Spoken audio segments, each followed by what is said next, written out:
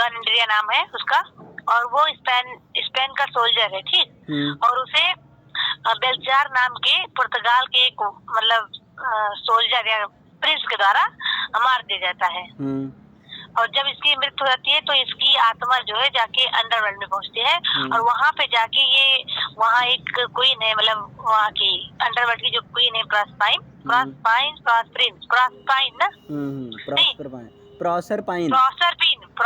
मतलब वही प्रॉसरपाइन जो यूरोप ये होती है। तो इनसे बोलता है कि मुझे बेल्तजार की डेथ देखने है, और इसलिए फिर मतलब रिक्वेस्ट करता है इनसे, तो ये इसको अप्रूवल दे देती है कि जाओ देखाओ, मतलब धरती पे इनको भेज देती है।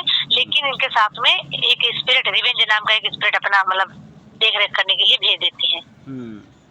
उसके बाद यहाँ पृथ्वी पर जब डॉन एंड्रिया आता है तो यहाँ पे देखता है मतलब बेलेम्पीरिया जो कि मतलब इनकी प्रेमिका थी, वो इनकी मतलब डेथ से बहुत सैड थी, बहुत परेशान थी, मतलब समझ रहे हो ना, तकलीफ में थी। और ये इसे ही जो मतलब स्पेन के जो किंग है उनकी भतीजी लगती है ये। और जो बेल्तजार है उनको पकड़ लिया गया है लॉरेंजो और होरेशियो के द्वारा, मतलब स्पेन के ये लोग स्पेन के हैं, होरेशियो और लॉरेंजो इन दोनों के द्वारा बेल्तजार को पकड़ लिया गया है। और राजा किंग ऑफ स्पेन मतलब स्पेन के राजा के सामने उनको लाया जाता है बेल्तजार को।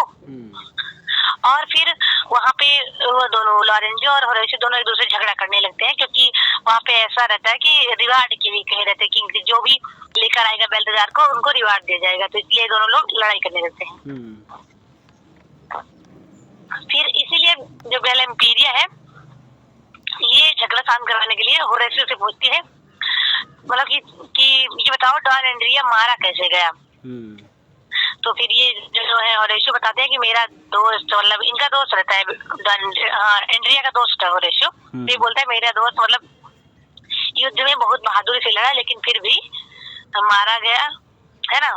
फिर ये बोलता है कि मैंने मतलब ये उसका एक स्कार्फ उसके गले में रहता है, उसको निकाल लेता है और इसको खुद पहन लेता है उसके सम्मान में। ये बताता है बेलेम्पीरिया को, और बेलेम्पीरिया जब देखती है स्कार्फ को तो ये पहचान लेती है हाँ ये तो उसी का है। तो ये कहती है कि अब तुम इस स्कार्फ को मेरे और एंड्रिया दोनों की ऑनर में पहनोगी, मतलब दोनों के सम्मान में पहनोगी। तो फिर वो बोलता ठीक है। उसके बाद मतलब इसको पसंद बेलेम्पीरिया इम्प्रेस हो जाती है इनसे होरेशियो से, और उनसे मतलब उसको प्यार हो जाता है तुरंत। फिर जो स्पेन के राजा है ये और लॉरेंजो मतलब इनका भाई बेलेम्पीरिया का, ये दोनों डिसाइड करते हैं कि बेलेम्पीरिया की शादी बेल्तजार से करा दी जाए ताकि स्पेन और पुर्तगाल का जो रिश्ता है मतलब संबंध है सही हो जाए, दुश्मनी खत्म हो जाए। लेकिन फिर बेलेम्पीरिया बेल्तजार को बताती है कि वह उससे शादी करने में जरा भी इंटरेस्ट नहीं रखती है, ना ही वो उससे शादी करना चाहती है। तो फिर जो बेल्तजार है ये थोड़ा पीछे हटना मतलब हटता रहता है कि रहन दो जो वो नहीं करना चाहती। लेकिन फिर लॉरेंजो जो है बेल्तजार को कहता है अरे कुछ नहीं मतलब वो बेलेम्पीरिया है वो मान जाएगी, अभी नहीं तो कुछ दिन में मान जाएगी, मतलब ऐसे कहते हैं। फिर वो भी बेल्तजार भी कहता चलो ठीक है कर लेंगे शादी। फिर एक सुबह नहीं शाम को इवनिंग में था ना, हाँ एक शाम को बेलेम्पीरिया अपने जैसे जो उनका नौकर होता है पेड्रिंगानो उनकी देख रेख में उनसे होरेशियो से मिलने जाती है वहाँ गार्डन में। लेकिन जो ये पेड्रिंगानो इनका नौकर है ये इनको धोखा दे जाता है, मतलब बेलेम्पीरिया को वो लॉरेंजो और बेल्तजार दोनों को बता देता है कि यहाँ पे ये लोग मिल रहे हैं सीक्रेटली। फिर यहाँ पे वो बेल्तजार और लॉरेंजो आते हैं और होरेशियो को मतलब खूब टॉर्चर करते हैं और उसको आर्बर लिखा वहाँ से मतलब चाकू से भोंक के उसको मार डालते हैं। फिर मर जाता है होरेशियो। और इसके बाद जब होरेशियो के माता पिता जो हैं क्या नाम है उनका इसाबेला और हिरोनिमो, हाँ ये इन दोनों लोग को पता चलता है तो दोनों भागते हुए आते हैं और बहुत दुख होता है, दोनों रोते रहते हैं। तो उनका जो हिरोनिमो मतलब उनके पिताजी होरेशियो के ये मतलब बहुत दुख में होते हैं और इसका जो स्कार्फ होता है उसको खून में डुबो करके कसम खाते हैं कि मैं बदला तो लूंगा। लेकिन इसाबेला जो है उनको अपने मतलब हस्बैंड को हिरोनिमो को वार्न करते हैं कि धैर्य रखिए, रिवेंज जो है भगवान खुद ही मतलब भगवान की जिम्मेदारी है ये सब। फिर एंड्रिया ये सारी चीजें देख रहा होता है लेकिन उसे मतलब गुस्सा आ रहा था क्योंकि वो सिर्फ बेल्तजार की मौत का वेट कर रहा होता है ना इसलिए। और यहाँ पुर्तगाल में जब मतलब पुर्तगाल के राजा को पता चलता है कि बेल्तजार अभी जिंदा है तो और शादी कर रहा है तो वो बहुत खुश हो जाते हैं। मतलब जो यहाँ पुर्तगाल के राजा थे, इनको ये जब यहाँ पे स्पेन और शुरुआत में पुर्तगाल की लड़ाई हुई थी तो ये पकड़ा गया था बेल्तजार, लेकिन इन लोग को लगा है कि बेल्तजार भी मारा गया है। लेकिन अब पता इनको खबर पहुंची कि अभी जिंदा है और शादी कर रहा है, तो बहुत खुश होते हैं सब लोग। और इधर हीरोनिमो मतलब चिल्लाते हुए रोते हुए पहुंचता है उनके दरबार में, किंग ऑफ स्पेन, क्योंकि इसे एक लेटर मिलता है जो कि बेलेम्पेरिया ने मतलब ऊपर से गिराया होता है। तो उसमें लिखा और खून से लिखा होता है उसमें कि मतलब तुम्हारे बेटे का जो मर्डर हुआ है वो बेल्तजार और लॉरेंजो ने किया है, तुम्हें बदला लेना पड़ेगा। मतलब ये जो कहती है बेलेम्पेरिया लिख के दिए थी। तो ये मतलब वही किंग ऑफ स्पेन के सामने जाता है और सब कुछ बताता है कि ऐसा कुछ यही सब है। तो मतलब रोता रहता है ना। तो इधर खबर आती है कि होरेशियो की जो माँ थी वो अपने बेटे की मरने की दुख में वो पागल हो गई होती है और वो वहीं जाके मर जाती है गार्डन में जहाँ पे होरेशियो मरा होता है। तो इधर जो अब इसको लॉरेंजो को एक मौका मिल गया इसको गलत साबित करने के लिए। तो वो कहता है जैसे इसकी माँ पागल हो गई थी होरेशियो की, वैसे इसके पिता भी पागल हो गया है और अब ये मुझ पर झूठा इल्जाम लगा रहा है और ये रिवार्ड का पैसा लेना चाहता है, इसीलिए सब कर रहा है।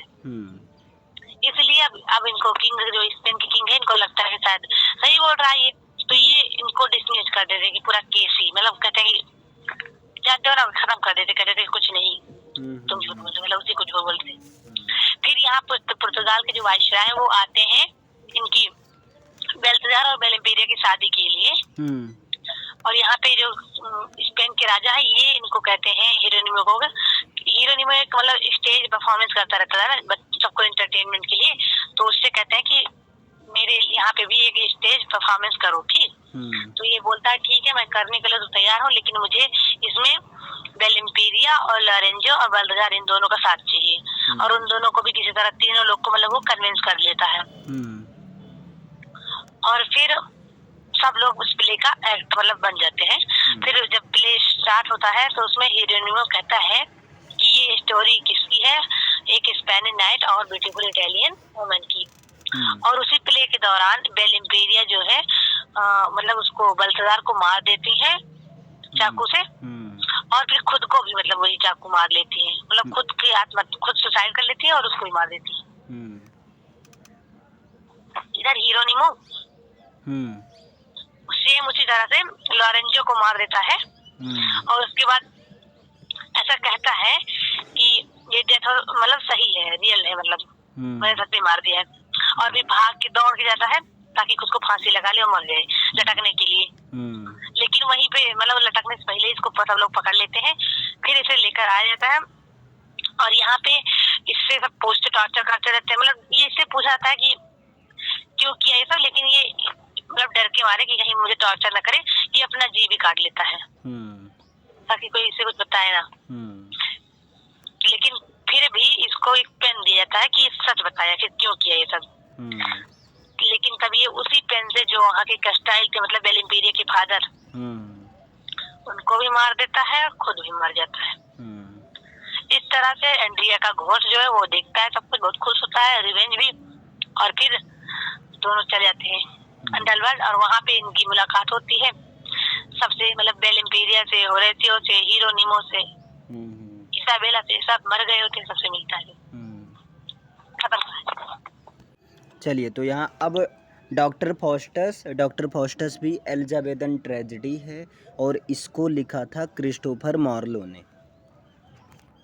अब डॉक्टर फॉस्टस में को लिखा गया 1589 ईस्वी से 1592 ईस्वी तक और इसको पहली बार पब्लिश किया गया कब 1592 ईस्वी में फर्स्ट टाइम परफॉर्मेंस किया गया, लेकिन पहली बार पब्लिश किया गया 1604 ईस्वी में पब्लिश किया गया।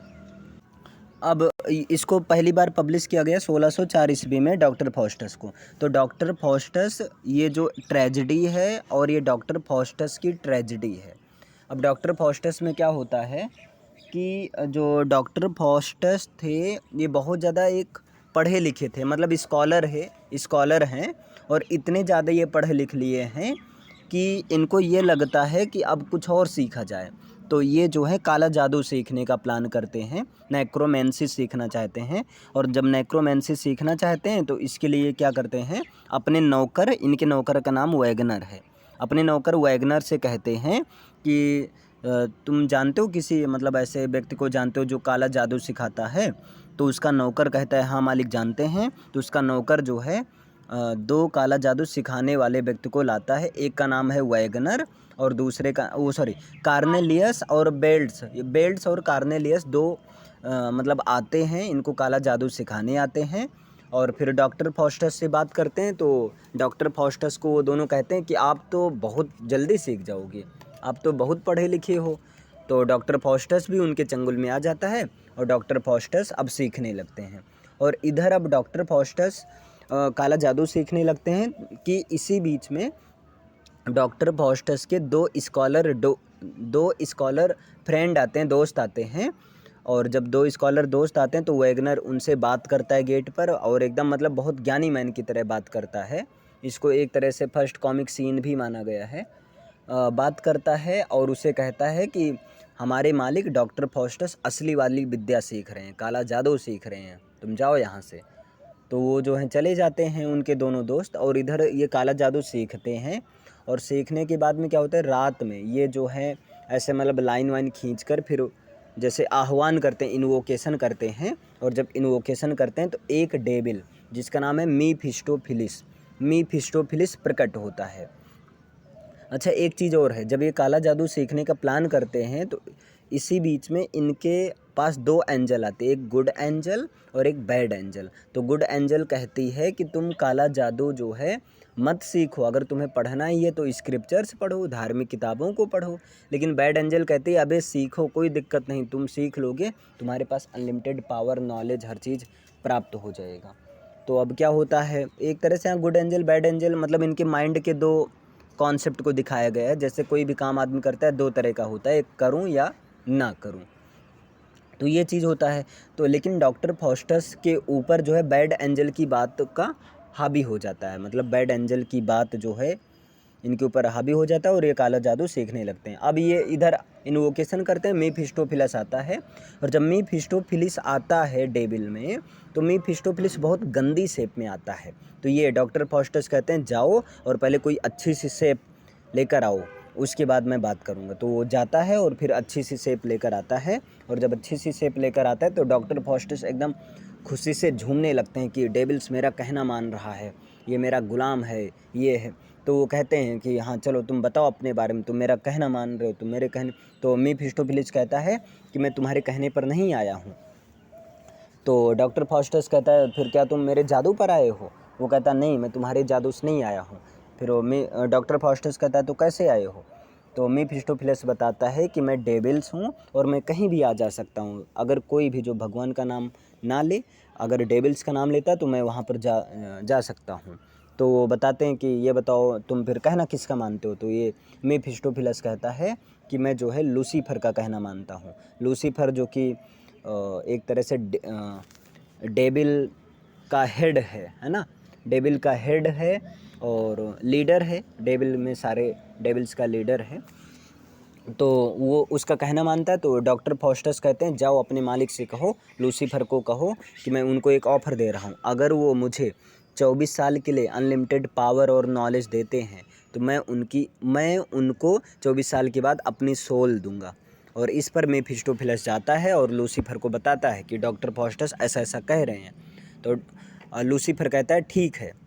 लेकिन फिर मीफिस्टोफिलिस आकर बताता है कि हाँ हमारे मालिक ने कहना मान लिया, लेकिन इसके लिए तुमको एक एग्रीमेंट पेपर पर साइन करना पड़ेगा, वो भी खून से साइन करना पड़ेगा। तो मीफिस्टोफिलिस कहता है ठीक है। लेकिन इसी पर फिर यहाँ पर गुड एंजल बैड एंजल प्रकट होती है और गुड एंजल कहती है कि फॉस्टस माफ़ी मांग लो, अभी भी टाइम है, भगवान के पास जाओ। लेकिन बैड एंजल कहती है अब तो बहुत देरी हो गई है, अब जो चल रहा है जैसे चल रहा है वैसे चलने दो। जब ऐसा होता है तो फिर इनके ऊपर बैड एंजल का मतलब हावी हो जाता है। तो डॉक्टर फॉस्टस फिर वहाँ पर मतलब साइन करने लगते हैं, एग्रीमेंट पेपर पर जैसे साइन करने लगते हैं तैसे क्या होता है, इनका खून जम जाता है। और इनका खून जब जम जाता है तो मीफिस्टोफिलिस कोयला वगैरह की व्यवस्था करते हैं, इनके खून को पिघलाते हैं। और जैसे एग्रीमेंट पेपर पर साइन करते हैं तो इनके आर्म पर लिखा रहता है फ्ली मैन, मतलब रन अबे, भाग जाओ। मतलब वो डॉक्टर फॉस्टस देखते हैं और कहीं ना कहीं उनको समझ में आता है ये भगवान के द्वारा ये संकेत है कि डॉक्टर फॉस्टस तुमने बहुत गलत किया है और अब शायद भगवान भी ना माफ़ करें। तो इसी बीच में क्या होता है, ये सोचने लगते हैं, लेकिन इसी बीच में मीफिस्टोफिलिस बाकी सारे डेविल्स के साथ में, जैसे बेल्ज़ेबब और कई सारी डेविल्स के साथ में आते हैं, इनको कॉन्ग्रेचुलेशंस देते हैं कि डॉक्टर फॉस्टस बधाई हो, आप मेरे वाली कैटेगरी में आ गए, आप भी डेविल्स वाली कैटेगरी में आ गए, है ना। तो यहाँ मीफिस्टोफिलिस का थोड़ा मन बहलता है, और मीफिस्टोफिलिस को फिर कई सारी कहानियाँ, यहाँ लूसीफर आता है 7 डेडली सन्स के बारे में, मतलब अभी नहीं सुनाता है, वो भी बताता है फिर ये चीज़ है। और जैसे ये सब होता है तो इसके बाद में अब डॉक्टर फॉस्टस कहते हैं तुम मुझे ले चलो। अब देखिए 24 साल के लिए मीफिस्टोफिलिस डॉक्टर फॉस्टस का गुलाम हो गया।